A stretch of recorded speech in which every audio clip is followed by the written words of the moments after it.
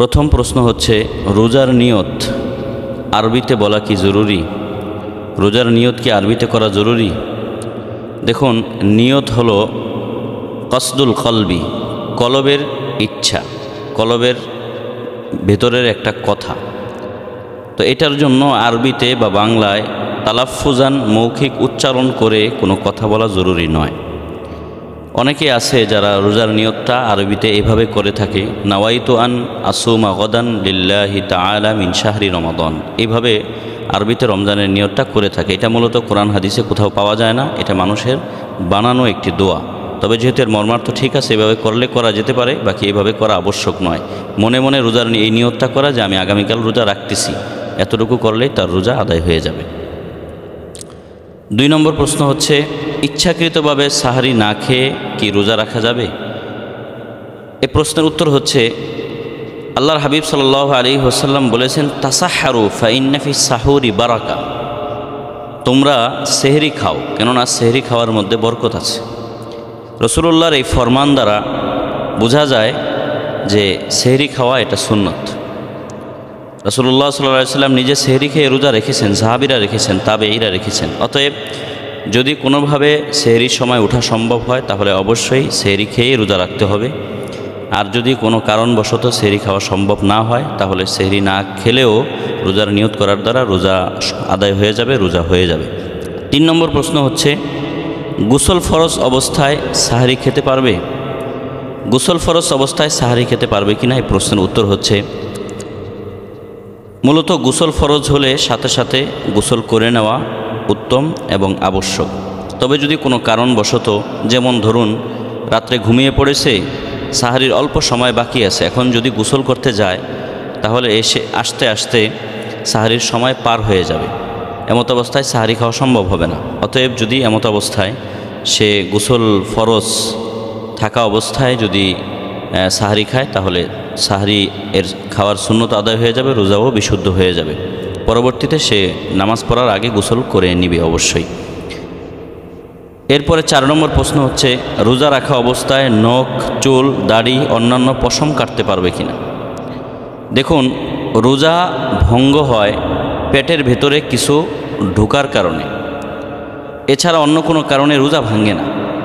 এখন চুল, নখ বা পশম, শরীরের অবাঞ্ছিত পশম ইত্যাদি কাটা, এগুলোর কারণে রোজা ভঙ্গ হয় না এবং এগুলো রোজা ভঙ্গ হওয়ার নির্ভরযোগ্য কোনো কারণও নয়।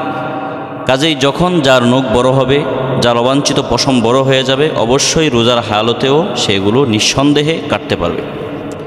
5 নম্বর প্রশ্ন হচ্ছে, রোজা অবস্থায় গান বাজনা, নাটক, ছবি দেখলে রোজা ভেঙে যাবে? এই প্রশ্নের উত্তর হচ্ছে, রোজা রাখা অবস্থায় গান বাজনা এগুলো কোনোটাই করার কোনো অনুমতি নাই। দেখুন, শুধু রোজা রাখা অবস্থায় না, এগুলো অন্যান্য হালতেও, স্বাভাবিক অবস্থায়ও, রোজা ছাড়া অবস্থায়ও এগুলো দেখার কোনো অনুমতি নেই। গান বাজনা, নাটক, সিনেমা অথবা ইউটিউবের মাধ্যমে বিভিন্ন ধরনের ভিডিও দেখা, এগুলো কোনোটিরই অনুমতি নেই। অতএব রোজা রাখা অবস্থায় তো আরও বতরিকা আওলাই এর অনুমতি নেই। আল্লাহর হাবিব সাল্লাল্লাহু আলাইহি ওয়াসাল্লাম বুখারীর এক জায়গায় বলেছেন, আসিয়ামু জুন্নাহ, যে রোজা হচ্ছে ডাল। সহিহ ইবনে খুজাইমার মধ্যে আরেকটু বাড়িয়ে বলা হয়েছে যে মা লাম ইয়াখরিখা, যতক্ষণ পর্যন্ত এই ডালকে না ভাঙ্গা হয়। তো ডাল যদি ভেঙে ফেলে তাহলে এটা আর আত্মরক্ষার হাতিয়ার হবে না। অতএব ডাল ভাঙবে কিসের মাধ্যমে? আল্লাহর হাবিব সাল্লাল্লাহু আলাইহি ওয়াসাল্লাম পরিষ্কার বলেছেন যে বিগীবাতিন আও বিকাদিবিন, মিথ্যা কথার মাধ্যমে বা গীবত করার মাধ্যমে। তো এগুলো যেমন গুনাহ, নাটক, সিনেমা, টিভি, টেলিভিশন ইত্যাদি দেখা, এগুলো তো গুনার কাজ। অতএব এগুলোর কারণে রোজা নষ্ট না হলেও অবশ্যই রোজা মাকরুহ হয়ে যাবে, রোজা ক্ষতিগ্রস্ত হয়ে যাবে। এরপরে প্রশ্ন হচ্ছে, অনিচ্ছাকৃতভাবে বমি করলে রোজা ভেঙে যাবে? দেখুন, এই প্রশ্নটা আমরা অনেকেই করে থাকি একটা বিষয়, একটা মূলনীতি না জানার কারণে। মুসান্নাফে আব্দুর রাজ্জাকের মধ্যে এসেছে, আল ফিতরু মিম্মা দাখালা ওয়ালাইসা মিম্মা খরাজা, রোজা ভাঙ্গে কিসের মাধ্যমে? বলে কিছু পেটে ঢুকলে, পাকস্থলীতে কিছু ঢুকলে রোজা ভাঙ্গে। কিছু বের হলে, পেট থেকে, শরীর থেকে, দেহ থেকে কোনো কিছু বের হলে রোজা ভাঙ্গে না। এগুলো রোজা ভঙ্গ হওয়ার কোনো কারণ নয়। অতএব কেউ যদি বমি করে তাহলে তো ভেতর থেকে কিছু বের হচ্ছে, ঢুকতেছে না, এ কারণে রোজা ভঙ্গ হবে না। তবে হ্যাঁ, কেউ যদি মুখের ভেতরে আঙ্গুল দিয়ে হাত দিয়ে ইচ্ছাকৃতভাবে বমি করে আর এত পরিমাণে বমি করে যে তার শারীরিক অবস্থা দুর্বল হয়ে যায় এবং রোজা রাখার সামর্থ্য হারিয়ে ফেলে, এমন হলে তাহলে অবশ্যই সেটা ঠিক হবে না এবং মাকরু হবে। এরপরে প্রশ্ন হচ্ছে, স্মোকিং করলে রোজা ভেঙে যাবে কি? স্মোকিং বা বিড়ি, সিগারেট ইত্যাদি কেউ যদি পান করে তাহলে তার রোজা অবশ্যই ভেঙে যাবে, এতে কাজা এবং কাফারা উভয়টি আবশ্যক হবে। তারপরে প্রশ্ন হচ্ছে, রোজা অবস্থায় নাকে ড্রপ, চোখের ড্রপ দেওয়া যাবে কিনা? রোজা অবস্থায় নাকে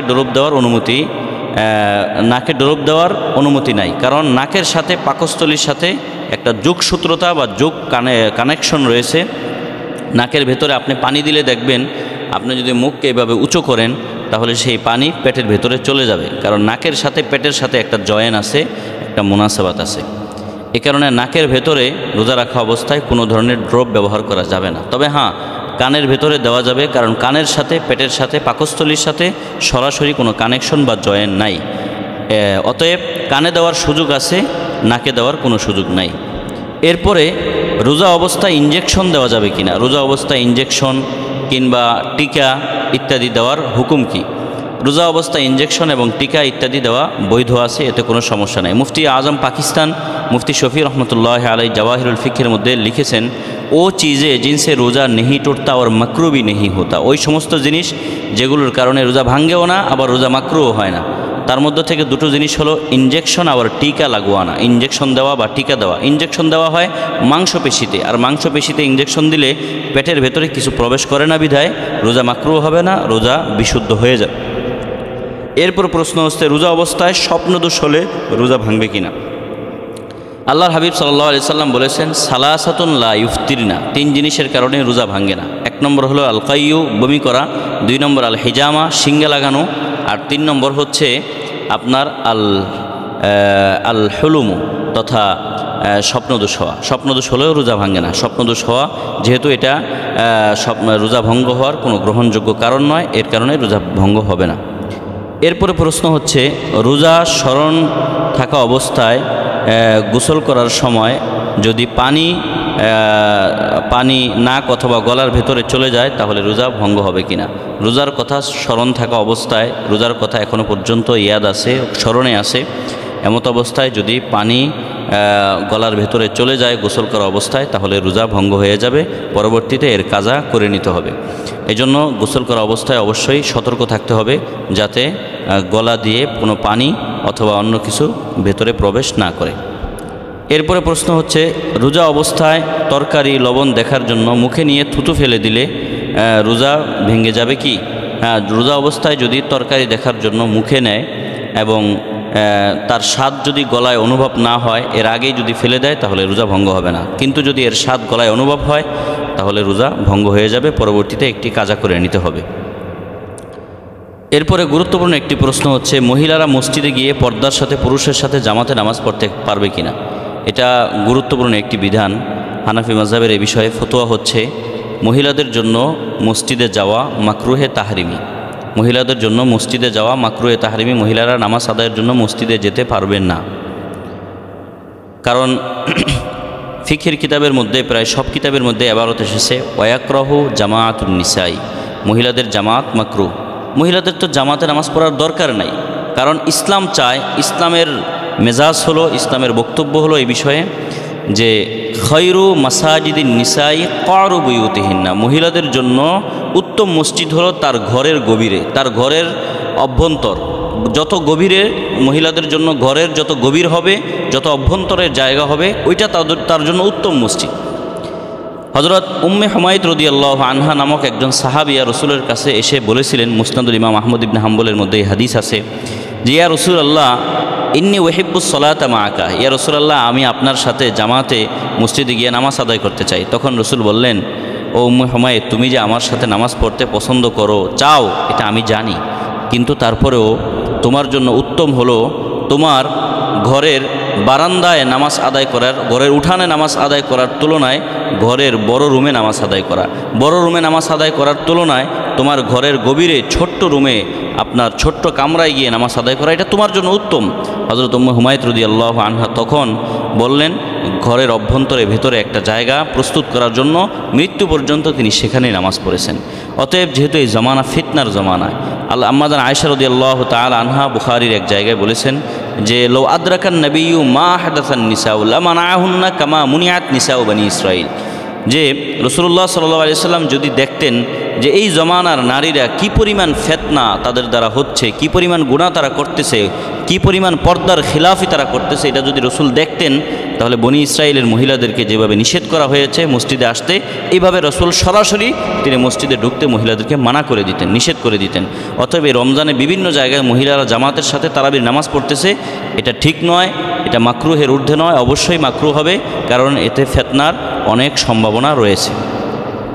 এরপরে প্রশ্ন হচ্ছে রোজার কাজা কাফারা কি, কিভাবে আদায় করবে? রোজার কাজা হচ্ছে রোজা যদি মাহে রমাদানে যথাসময়ে রাখতে না পারে তাহলে পরবর্তীতে রমজান পার হওয়ার পরে যখন তার সুবিধা হবে, শারীরিক সুস্থতা থাকবে, তখন সে এই রোজার পরিবর্তে আরেকটা রোজা কাজা করে দিবে। আর রোজার কাফারা হচ্ছে তিনটা। এক নম্বর হলো তাহরির রকবা, গোলাম আজাদ করা। 2 নম্বর হচ্ছে ইতআমু সিত্তিনা মিসকিনা, অর্থাৎ 60 জন মিসকিনকে 2 বেলা পরিতৃপ্তি সহকারে খাবার খাওয়ানো। আর 3 নম্বর হচ্ছে যদি এই দুটোটার কোনোটা না পারে তাহলে তার ধারাবাহিকভাবে একটা রোজার পরিবর্তে 60 দিন কাজা করে নেওয়া, 60 দিন ধারাবাহিকভাবে রোজা আদায় করে দেওয়া, এটা হচ্ছে রোজার কাফারা।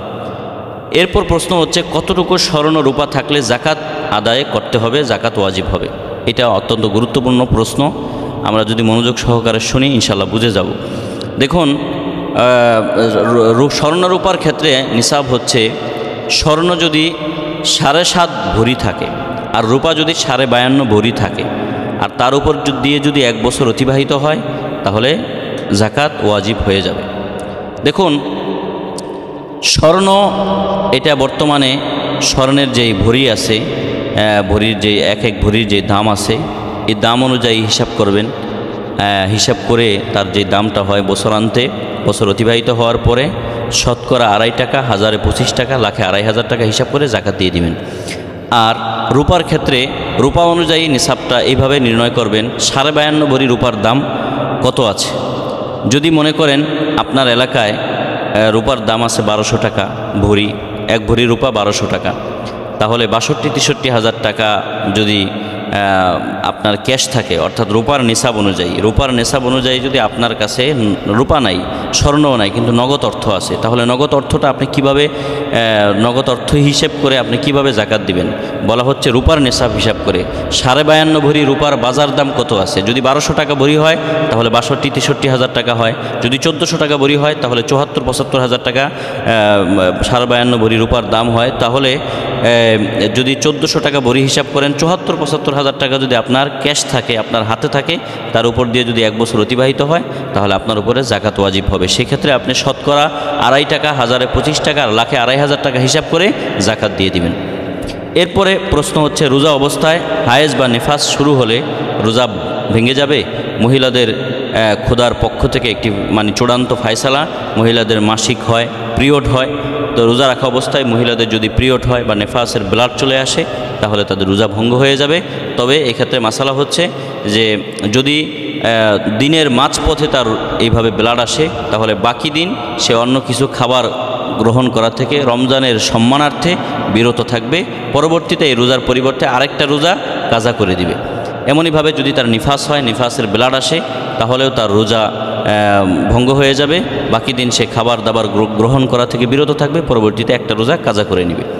এরপর প্রশ্ন হচ্ছে ইনহেলার ব্যবহার করলে রোজা ভাঙবে কিনা। ইনহেলার হচ্ছে তরল জাতীয় একটা স্প্রে, যা শ্বাসকষ্টের রোগী যারা আছে তারা ইনহেলারটা ব্যবহার করে থাকে, এটা ব্যবহার করলে রোজা ভঙ্গ হয়ে যাবে। অতএব ডাক্তাররা বলে থাকেন যে ইনহেলার যদি কেউ সাহারির সময় একবার নেয় তার ইফতারের পরে নিলেই চলবে, সারাদিন আর নেওয়ার প্রয়োজন নেই। অতএব যদি ইনহেলার ব্যবহার করা অত্যন্ত জরুরি হয়ে পড়ে তাহলে আপনি রোজা রাখবেন না, আপনার জন্য রোজা রাখার অনুমতি নেই। কিন্তু যদি রোজা রেখে ইনহেলার ব্যবহার করেন রোজা ভঙ্গ হয়ে যাবে।